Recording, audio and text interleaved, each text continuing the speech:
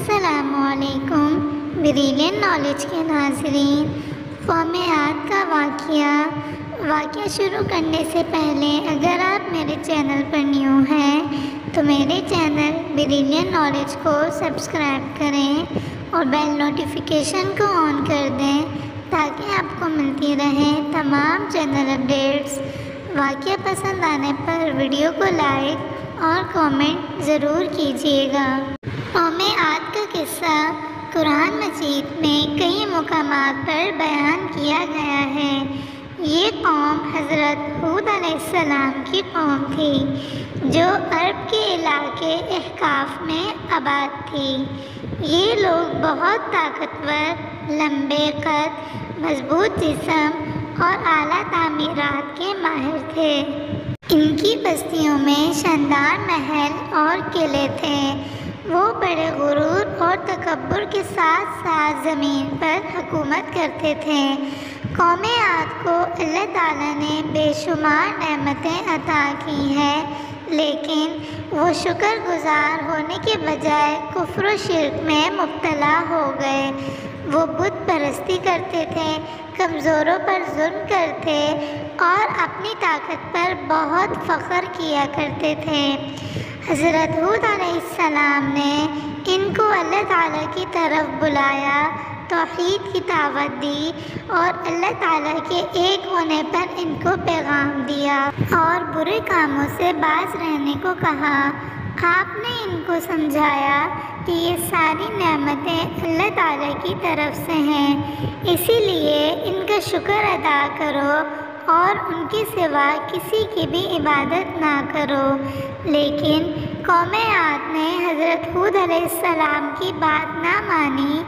وہ آپ کا مذاق اڑاتے، کہتے، اے ہود، کیا تو ہمارے معبودوں سے روکنے کا آیا ہے؟ ہم تو تجھے جھوٹا سمجھتے ہیں، اگر واقعی کوئی عذاب آنا ہے تو لے آ۔ انہوں نے حضرت ہود علیہ السلام کو جھٹلایا اور تکبر کے ساتھ اپنی طاقت پر بھروسہ کرتے رہے۔ اللہ تعالیٰ نے انہیں کئی موقع دیے کہ وہ توبہ کر لیں، لیکن وہ باز نہ آئے۔ آخرکار اللہ تعالیٰ کا عذاب ان لوگوں پر نازل ہوا۔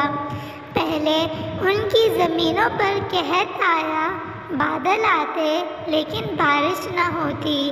پھر ایک دن وہ خوش ہوئے کہ بادل آ رہے ہیں، لیکن وہ بادل دراصل اللہ تعالیٰ کا عذاب کا ذریعہ تھا۔ اللہ تعالیٰ نے ان پر ایک زوردار اور تیز آندھی بھیجی جو مسلسل 7 راتیں اور 8 دن چلی۔ یہ آندھی اتنی سخت تھی کہ اس نے ہر چیز کو تباہ کر دیا۔ ان کے مضبوط قلعے، محل، اونچی عمارتیں، سب کچھ خاک میں مل گیا۔ وہ لوگ ایسے مرے جیسے کھجور کے کھوکھلے تھے، تنے زمین پر گرے ہوں۔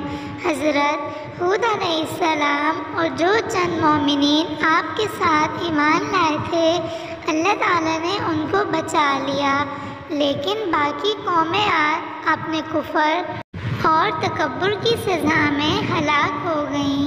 قرآن ہمیں یہ قصہ اس لیے سناتا ہے تاکہ ہم سبق حاصل کریں کہ طاقت، مال، شہرت یا غرور انسان کو اللہ تعالیٰ سے دور نہ کریں۔ جو قومیں اللہ تعالیٰ کی نافرمانی کرتی ہیں ان کا انجام تباہی ہوتا ہے۔ یہ قصہ اور یہ واقعہ ہمیں یہ سکھاتا ہے کہ حق کی بات کو سننا اور ماننا بہت ضروری ہے، اور اگر ہم اللہ تعالیٰ کے پیغام کو جھٹلائیں گے تو وہ ہمیں عذاب دینے پر بھی قادر ہے۔